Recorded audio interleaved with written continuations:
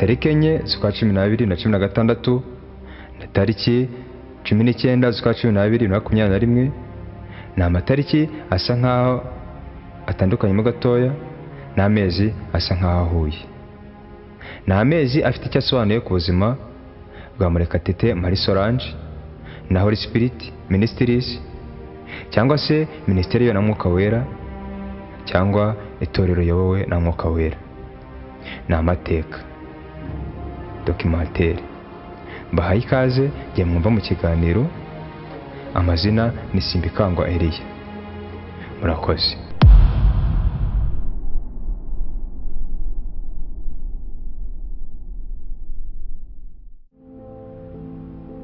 Hanyuma tuvuga ko tujya kuvuga ku mateka. Reka twibande kuri amatariki. Izi tariki Murekatete Marie Solange yari mu itorero, yakoraga imirimo itandukanye nk'uko umukristo wese akora. Yari mu itorero. Iki gihe yari umudiyakoni, yabaye protokole, yabaye umuvugabutumwa, ndetse n'imirimo itandukanye umukristo asabwa gukora mu itorero yarayikoze kandi neza. Yayikoranye ubushake, ayikorana umwete, kandi ayikora atiganda.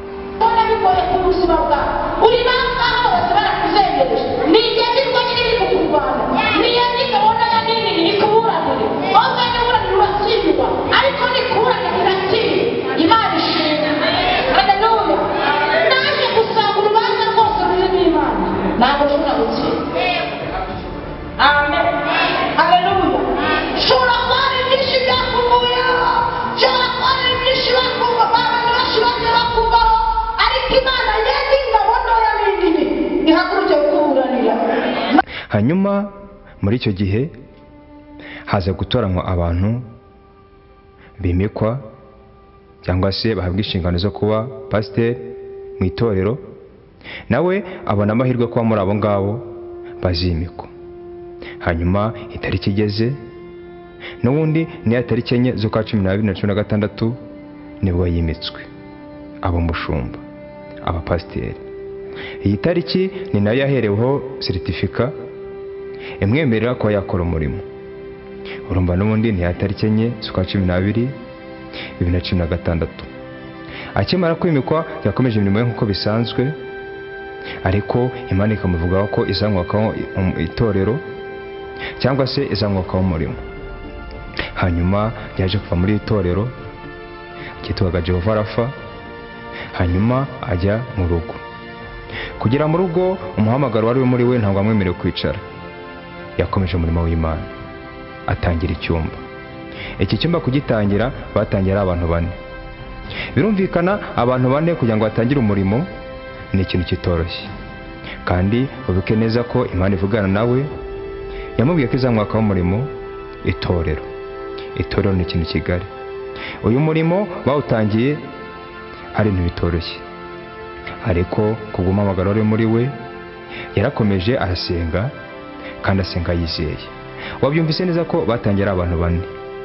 Uyu munsi ni abantu benshi cyane turibuza kugarukaho. Hanyuma ahangaha mu cyumba batangiye gusenga, nta byangombwa bari bafite byemerera abantu. Ibyo byangombwa harimo nk'intebe cyangwa se imikeka. Basohoka mu itorero, basohotse nta kintu babonye, nta n'icyo yahawe, nk'intebe, nk'imikeka ushaka kwifashisha aho ugiye gukora umurimo w'Imana. Ariko kwizana gusenga yarimo aragenda, aza guhura n'umuvandimwe, amubaza amakuru, amubwira ko yafunguye icyumba mu rugo iwe. Hanyuma wa muvandimwe we aza kubona no kumuhereza icyifuzo kimubwira ko nta mukeka bafite gusengeraho. Ati yo, atumukeka. Yamujyanye mu rugo iwe, amubwira ko afite imikeka 2, amuhereza umukeka umwe, arawuzana. Urumva ko abatangiye gusenga nta mukeka bafite, umukeka wabonetse, umurimo w'Imana ubu uratangiye. Muri icyo gihe cyo mu mwaka wa 2016 bakoze umurimo w'Imana, habamo ivugabutumwa, habamo mutoroshye, kandi abantu bakomeza kugenda bamenya neza ko baje gusenga. Aho ngaho bimenyekana ko umurimo watangiye. Hanyuma tariki 25 z'ukwa 12 2019, urumva ko haciyemo imyaka 2 isaga muri 3 habaye mu batizo wa mbere. Wibuka neza ko yari yahawe inshingano, yari yasutswe amavuta kandi yari yahawe certificat imwemerera kuba umushumba. Bivuze ngo inshingano zose zo gukora umurimo w'Imana nk'umushumba yarazemerewe, yarabatije.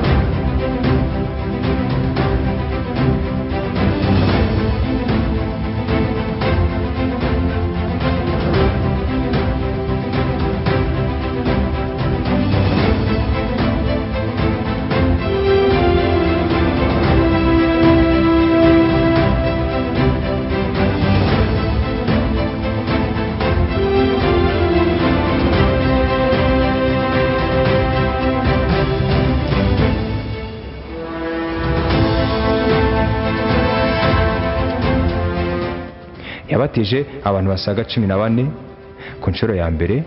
Aho ngaho wibuke neza ko baracyari mu cyumba, ariko umurimo w'Imana urakomeje. Uyu nguyu turimo turavuga ni Pastor Murekatete Marie Solange.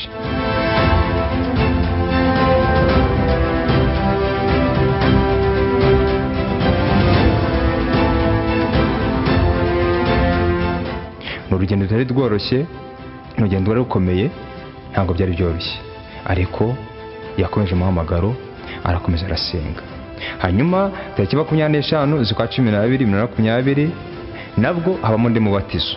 Hanyuma noneho abatiza abantu 17. Urumva neza ko abantu bari bagenda bitabira kandi mu bivuga butumwa, ariko ahangara cyane mu cyumba. Kandi Imana imuvuga we imubwira ko izamwaka umurimo wayo, itorero, bakabitorero. Abari 4 urumva neza ko bwa mbere babatije 14, urumva ko babaye 18. Hanyuma ku nshuro ya kabiri abatira 17, urumva ko biyongereye babaye benshi. Umurimo w'Imana urimo agenda gake gakeya, umurimo w'Imana urimo agenda ukura. Hanyuma muri urwo rugendo rwo mu cyumba atangira kwiga, ajya mu ishuri rya teoloji, ishuri ryigisha Bibiliya, kugira ngo umugabo azaba ari ku murimo Imana imaze kumwaga no kumuzamura, azaba ari gukora ibintu yigiye afite impamyabushobozi. Kandi na leta yacu nibyisaba, isaba ko uri umushumba ugomba kuba ufite impamyabushobozi, diplome ikwemerera kuba wayobora itorero. Hanyuma muri izo nzira zose no muri icyo cyumba, mu kiganiro twakoranye ubwo ndimo mubaza muri televiziyo, naramubaje ati se ubundi kugira ngo ube umushumba abantu benshi bayifata nk'igisubizo cyangwa se bakumva ko ari ikintu cyiza? Umva ko yadushubije. Murakoze cyane. Natanye mabwira ngo nagiye gukora umurimo numvishije ijwi, ariko sinese niruka kugira ngo nkore, ahubwo nabanje kubaza Imana, mbese ni wowe uvuze cyangwa se uvuze? Kuko mu bantu bagira n'umugisha, nyamvuga ngo ni umugisha cyane. Ndi umuntu wabaye mu buzima ndavuze ngo bwabanje kuba bwiza, ariko nyuma burahinduka kugira ngo Imana imbone. Yego. N'ubuhamya tuzabivugaho, ntabwo tuvuze ubu ngubu bwakwira bugacya, ariko reka tuvuge icyo mumbajije. Natanye bango naramagawe na uburyo na mubona Pastor Solange uri kubabwira akakanya, nabaye muri iryo torero. Harimo n'abantu yenda bazambona bakabona baranzi, benshi barananzi no hanze baranzi, harimo n'abasenyi nasengeye benshi bari mu bigo byo hanze, banadukurikirana buri gihe uko bukeye n'uko bwije. Twatangiye uyu murimo n'ibintu byari bitoroshye. Imana yajyaga imbwira ngo izanzamura araho izankura naho izangeza ku bwanjye nkabona bidashoboka. Yego.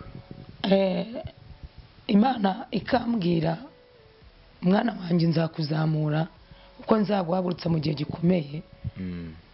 Iteka nkabona mvuga Mana ntabwo ibintu byashoboka, ariko ndibuka igihe kimwe cyane bapanga abavugabutumwa mu rusengero bazimikwa, nakoraga umurimo w'Imana bisanzwe, ariko n'imitwe nkayobora amateraniro, umushumba wacu akajya hanze ngasigara mu cyimbo cye, ariko n'abari abapasiteri ngasigara ku itorero, nkahesha umugisha abantu mu gitondo bakabona umugisha, nkagara mu cyimbo cy'abapasiteri ariko nanahabwa ubupasiteri.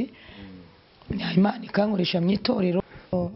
Imana yarimaye icyo gihe twari mu gihe cya korona cyangwa se mu gihe cya guma mu rugo.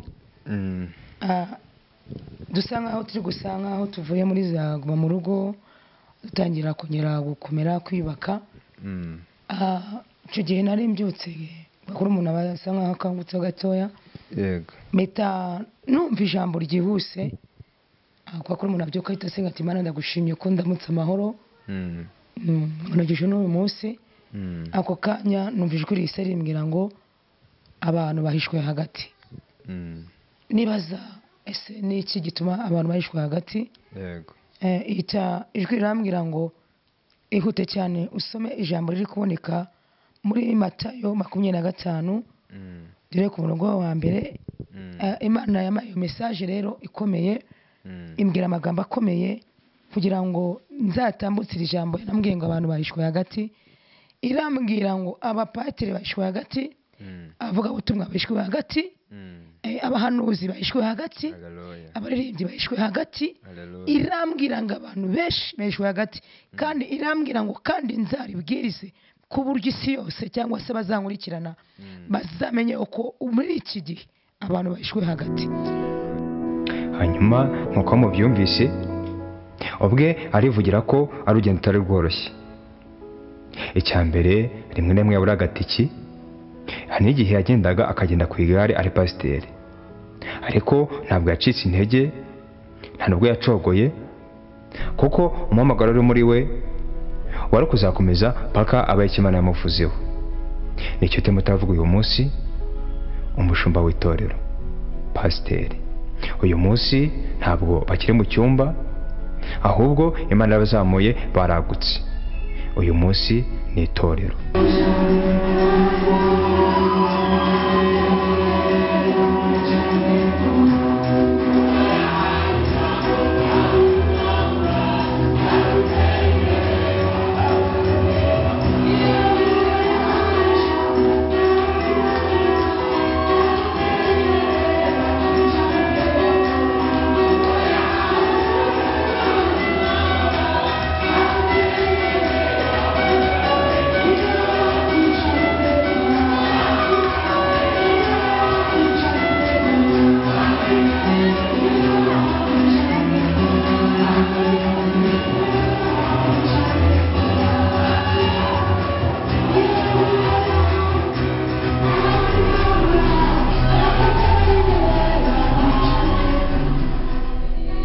Hanyuma muri iyo myaka isaga nk'ari 5 bari muri urwo rugendo, bari mu cyumba basenga, babatiza, baririmba, haje kuvukamo korali bayita Ebenezeri. Urumva ko abatangiye ari 4 ko batangiye kugira na korali, batangiye kwaguka. Korali Ebenezeri. Korali Ebenezeri yaraje igakora repetition nk'uko bisanzwe, nk'uko n'andi makuru yose abikora. Hanyuma biza kuvaho bagira igihe cyo gusenga ari ku cyumweru, aho ngaho baracyari mu cyumba. Urumva ko batangiye kwimenyereza kugira ngo mu gihe bazaba bageze aho bagomba kuba ari urusengero bazabe barabimenyereye, barametirije, barize, barihanganye, bahuye na byinshi. Aha ngaha mu cyumba hari igihe rimwe na rimwe leta yabafataga ikabajyana ku murenge. Nibizwi nazwi nka Kimisagara, ntabwo byari byoroshye. ariko ntabwo bacogoye, barakomeje baragumya barasenga, baraguma biringira Imana yabo, kandi bakaguma kwijana Imana yavuganye n'umushumba ati nzakubakaho umurimo, nzakubakaho itorero, uzaba umushumba w'itorero. Pastor Murekatete Marie Solange. Ubwo rero muri iyo myaka yose isaga nk'ari 5 bari muri ubwo buzima n'urwo rugendo, tariki 19 z'ukwa 12 2021, uribuka neza ko mu matariki navuze ntagira ikiganiro nayo yari irimo. Hanyuma iyi tariki niyo yafunguye ubuzima bwabo, kuba bava mu cyumba baza mu rusengero. Ni umunsi wa mbere batangiye mu rusengero, hazi nko mu kigi wacu, bafata sare batangira gusenga. Ariko uribuka neza ko basenga nta zina bari bafite, kandi kuba ugomba kuza mu rusengero ugomba kuba ufite izina. Ariko iki gihe umushumba Imana yamuhaye izina Holy Spirit Church, Ministeri y'Ibyo na Mwuka Wera, kandi niko biri, bayobowe na Mwuka Wera. Hanyuma iyi tariki ni itariki idasanzwe ku buzima bwa Pastor Murekatete Marie Solange. Wumvise neza ko ni tariki 9 z'ukwa 12 2016 na tariki 19 z'ukwa 12 2021, n'amezi ahuye. Reka tuvuge bya bine ngo Imana niyizi bizaba mu Misiri imbere. Hanyuma ibyo byose bivuyeho, bageze muri sare mu kigi wacu, barakomeje barasenga. Ariko urumva ko bageze mu rusengero baragutse, abatangiye ari 4 bamaze kuba nka 50. Batangira urusengero barutangira hari diakoni, hari protokole, hari korali. Urumva ko umurimo w'Imana bari bawumenyereye. Hanyuma bagera mu rusengero, ariko nkuko hari ibyangombwa urusengero rusaba biruta ibyo abakoresha bari mu cyumba, ariko kwa ko Imana yabahamagaye, Imana yabikoze nk'Imana, harimo nk'ibyo byo gucuranga. Iyi mbogamizi ntabwo yabagoye cyane, kuko Imana yazanye igisubizo, baracuranga bahimbaza Imana, abantu barizera, babona ko kuko Imana.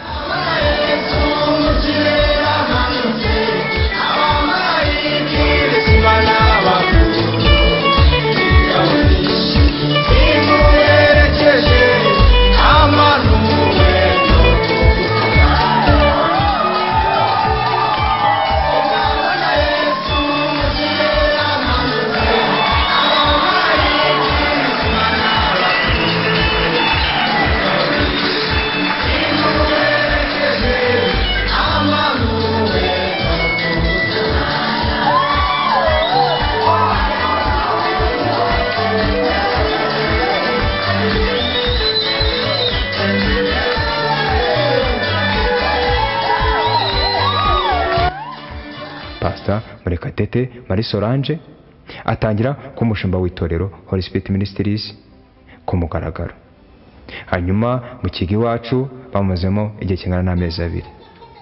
Amezi 2 arangiye, baza kuhava bajya aho bita Kivugiza gatoya ijoro rwo rutabora mu Ikorosi, naho bakomeza mu gusenga. Urumva ko noneho byawe rusengero ibintu byari bimeze neza, mbese iby'Imana yavugaga ku buzima bwabo yaritangiye kubisohoza. Hanyuma bageze Kivugiza mu gihe cyo mu kwezi kwa 4, hama kongera kubatiza. Uribuka neza ko bari mu cyumba babateje kabiri, mbere 14, kabiri 17. Hanyuma bageze mu rusengero mu kwezi kwa 4 kwa 2022 barongera barabatiza. Mbese umurimo w'Imana uburatangiye byanyabyo. Abatari bazi Holy Spirit Ministries babamenye ko hari itorero, abantu baritabira, ibintu bigenda neza. Ariko hagati aho ngaho bageze mu rusengero, havuze worship team ishinzwe kuramya no guhimbaza. Hanyuma iza no kugira izina yitwa Light Worship Team, cyangwa se Urumuri Worship Team, ishinzwe kuramya no guhimbaza.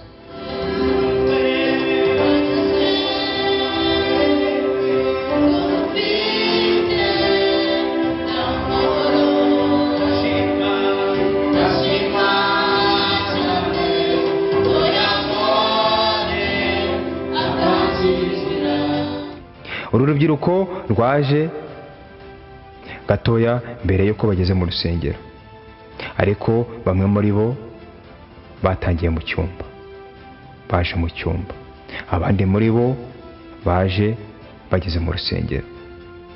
Umurimo w'Imana warakomeye urakomeza. Hanyuma y'uwo mubatizo, hagati y'ukwa 4 ndetse n'ukwezi kwa 8 habamo igitaniro cy'urubyiruko. Urumva ko rwa rubyiruko rwaje tayari rwatangiye kwakira umurimo w'Imana muri rwo, rwaragutse mu bitekerezo, mu myumvire. Ni koko urubyiruko ni imbaraga z'itorero kandi ni imbaraga z'igihugu. Ahari urubyiruko nta kijya kihabura. Bateguye igiterane hamwe n'itorero muri rusange, bagira insanganyamatsiko igira ati amaboko yacu azashyira urufatiro ku nzu y'Uwiteka. Urwo rwari urubyiruko.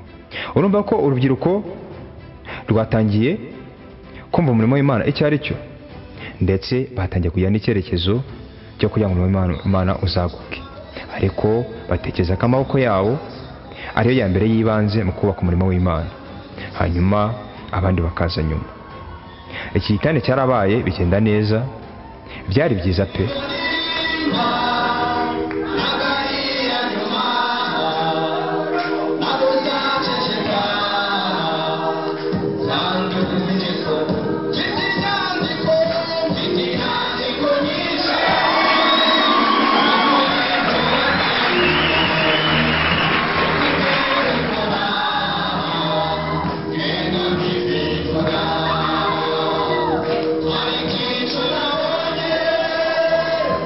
Tuma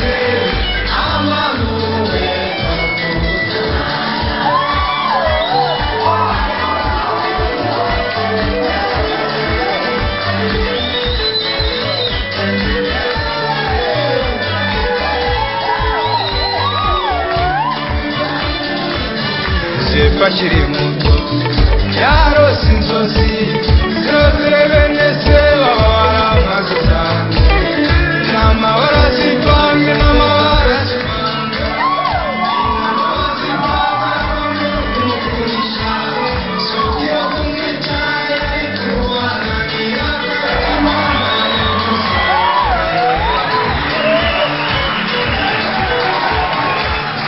byari byiza nkuko mubona mu mavideo.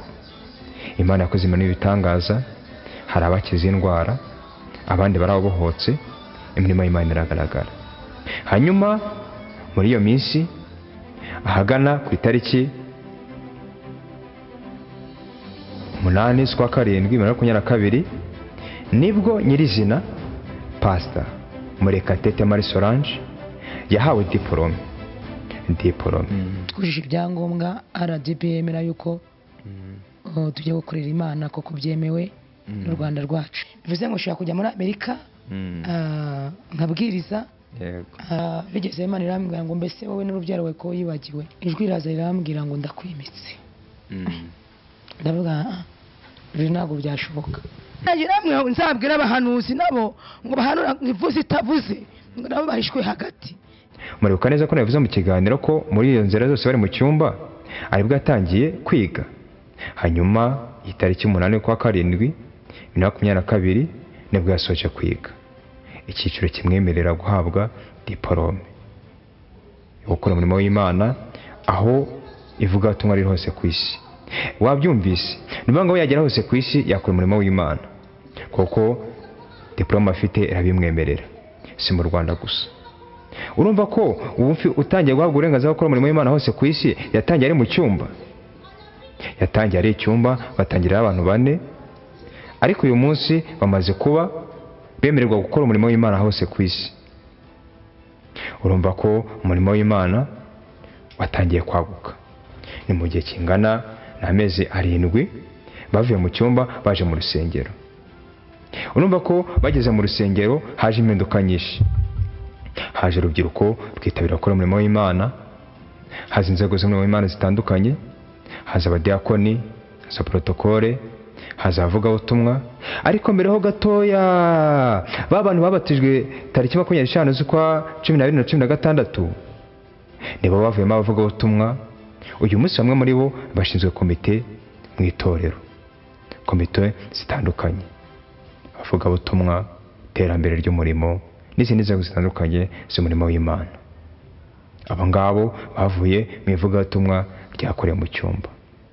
Umuhamagaro, urumva ko umuhamagaro uva kure nta kintu kiba cyoroshye. Uyu munsi kugira ngo bitwe itorero byaciye ahantu hakomeye, byaciye mu ntambara. Aya ni amateka ya Murekatete Pastor Marie Solange. Wabyumvise neza ko urubyiruko rwakoze igiterane ku nshuro ya mbere byagenze neza pe, nkuko mubona muri video abantu baritabiriye kandi biraryoha bigenda neza. Hanyuma hagati aho ngaho harongera mu mubatizo. Aho mubatizo hagati y'ukwezi kwa 8 n'ukwezi kwa 12 n'ukwezi kwa 11 soreho gatoya habayemo undi mubatizo. Urumva ko mu gihe kingana n'umwaka n'amezi 8 habayemo imibatizo 2. Birumvikana ni umurimo w'Imana ukomeza kwaguka. Habatijwe abatari bakeya kandi bishimira umubatizo, bahabwa imbaraga za Mwuka Wera, abandi bahabwa inshingano. Bamwe muri abo nabo baha inshingano mu itorero.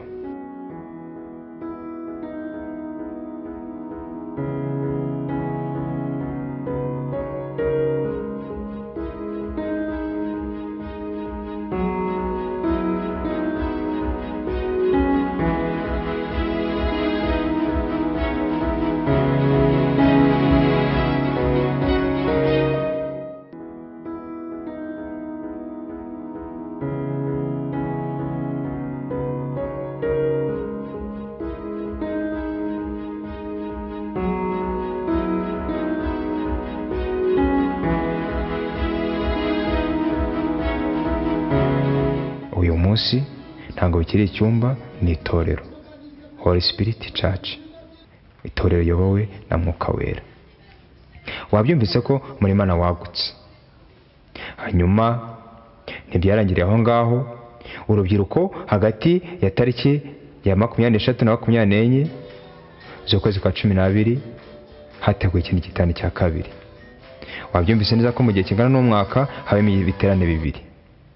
Hanyuma igiterane cya mbere gifite insanganyamatsiko igira iti amaboko yacu azashyira urufatiro ku nzu y'Uwiteka. Hanyuma insanganyamatsiko y'igiterane cya kabiri yari ifite insanganyamatsiko igira iti uruhare rw'urubyiruko mu kubaka ubwami bw'Imana. Wabyumvise neza. Wumvise ko insanganyamatsiko ya mbere n'insanganyamatsiko ya kabiri zose zihuye zirajya gusa.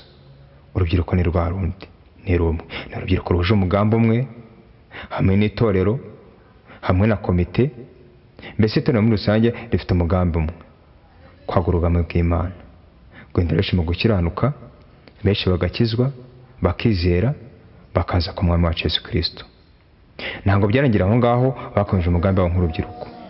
Hanyuma bicaza itorero, barabwira ati dufite igitekerezo. Nibyo, ni byiza ko dusenga, ariko natwe nk'urubyiruko turimo turatekereza itorero ejo hazaza. Hari ikintu tumva twakora, nubwo munsi tubona nta bushobozi, ariko mu kwizera tuzi neza ko Imana yakora ibikomeye. Hanyuma baricara, bicaza itorero, barabwira ati rero mu bitekerezo dufite by'ejo hazaza turashaka gukora pare y'urusengero. Wabyumvise ko abatangiye ari icyumba bageze kugera aho bakora pare y'urusengero.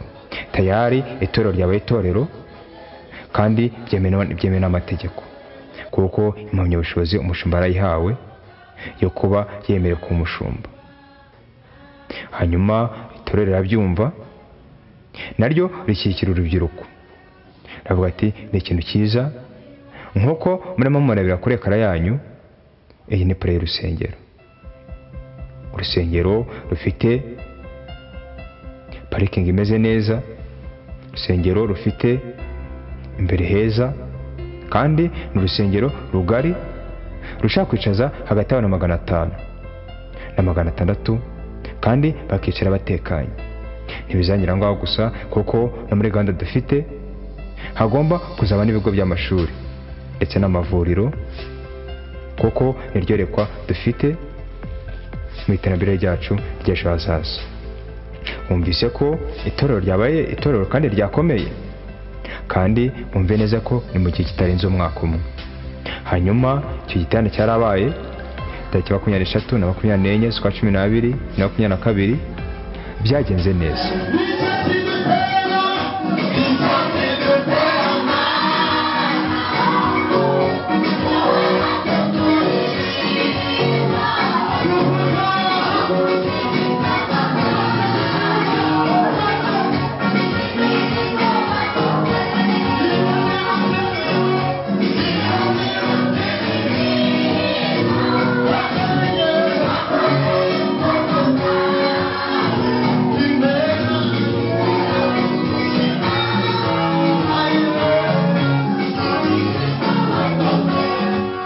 Byari ibintu byiza.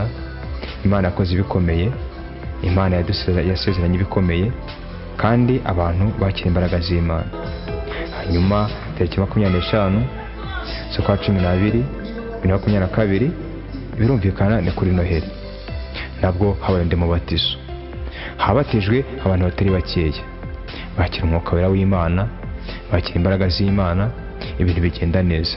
Wabyumvise neza ko mu gihe kingana n'umwaka habayemo imibatizo 3. Hanyuma wakira ko yandi birabaye mu cyumba ni imibatizo 5.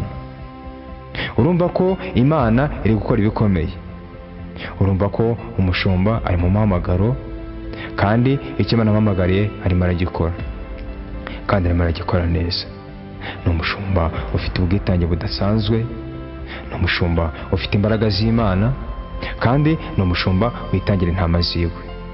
Mu bishoboka byose arakora pe, akora ishoboka byose, rimwe na rimwe aradasinziriye, kugira ngo umurimo w'Imana utere imbere, umuhamagaro Imana amuhamagariye. Ariko mbere ho gatoya, dusubiye inyuma gatoya, uyu nguyu Murekatete Marie Solange hari imirimo imwe n'imwe arazi gukora yamufasha kumubeshaho. Mu ubugeni n'ubukorikori benshi bazi nko gusuka. Yari abizi kandi abikoraga neza, ariko kubwo kwemera umuhamagaro byose birambitse hasi, byose arabyirengagiza. Rimwe na rimwe araburara n'umuryango, aburara byari gushoboka ko yari kujya gukora, ariko byose arabireka yemera umuhamagaro. Uyu munsi ni umushumba, uyu munsi ni pastor, uyu munsi ni umukuru w'itorero, Pastor Murekatete Marie Solange, umushumba w'itorero Holy Spirit Ministries, Holy Spirit Church cyangwa se Holy Spirit Ministries, itorero rero Mwuka Wera. Rero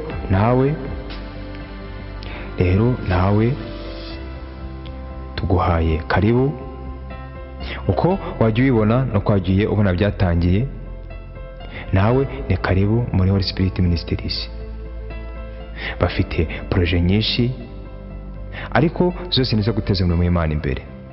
Ariko icyanejeje ni ukuntu biciye bagakora pro y'urusengero, bagakora inyubako yabo uko urusengero rugomba kuzaba rumeze, kandi ni rwiza. Nawe wamutera nkunga, nanjye namutera nkunga, kuko ikibanza muri byose no kugira ngo abantu Imana bajya bicara batekanye kandi basenge baguye neza, kuko na Dawidi yari afite mu gitekerezo cyo kwagura inzu y'Imana. Hanyuma umugabo Salomo aza gusuza igitekerezo cya se, yubaka ya nzu. Arangije ayisabira umugisha, avuga amagambo akomeye ngo buri muntu wese uzajya werekeza muri iyi nzu ajya abona umugisha. Nabugingo n'ubu iyo nzira cyahari, kandi abigezemo bose babona umugisha. Rero nawe amaboko yawe ashaka kuzakora agakora, kandi ukabona umugisha. Imana ikaguriza umugisha, kuko ni igitekerezo cyo gushyigikira umurimo w'Imana. Holy Spirit Church, itorero ryavuye hakomeye, itorero ryavuye mu bikomeye. Rero turashimira buri muntu wese yagize uruhare mu kugira ngo umurimo w'Imana ugeze aha ngaha, kugira ngo umurimo w'Imana ubukuze kuva mu cyumba kujya mu rusengero. Aho ngaho iby'ibanze harimo abayobozi ba komite. Turabashimiye mu izina ry'umushumba, turabashimiye mu izina ry'itorero, turabashimiye mu izina ry'urubyiruko, turabashimiye muri rusange, turabashimiye kubw'ubwitange mwagize, tubashimiye imbaraga zanyu mwagaragaje, tubashimiye umwete wanyu mwagize, tubashimiye uruhare rwanyu mwagize, kuko mwemereye Imana ica muri mwebwe, murangije ntimwinira imitima yanyu, mwemera gukora icyo Imana ibasabye. Uyu munsi turi itorero rikomeye. Abatangiye ari abantu 4 mu gihe kingana n'umwaka batangiye itorero, ubu bari hagati ya 200, kandi itorero rimeze neza, kandi itorero rifite imigambi myiza y'ejo hazaza, kandi itorero rifite intego nyinshi. Rero turabashimiye mwafashe umwanya kudukurikirana no gukurikirana iki kiganiro. Imana ibahereze umugisha. Iyi ni documentaire cyangwa se amateka ya Holy Spirit Church hamwe n'umushumba Murekatete Marie Solange. Murakoze cyane. Hanyuma kimuvuga mu kiganiro, amazina ni yayandi, ni Simbikangwiriye. Ndabashimiye. Nano babiri tubwiye ngo twirigiye imiryango tuvukamo, kandi muri mwanga mufite. Haleluya, haleluya, haleluya, haleluya. Amarira yaza yatakayahanagura, kuko yiringiye Uwiteka Imana. Mukomere amashyi.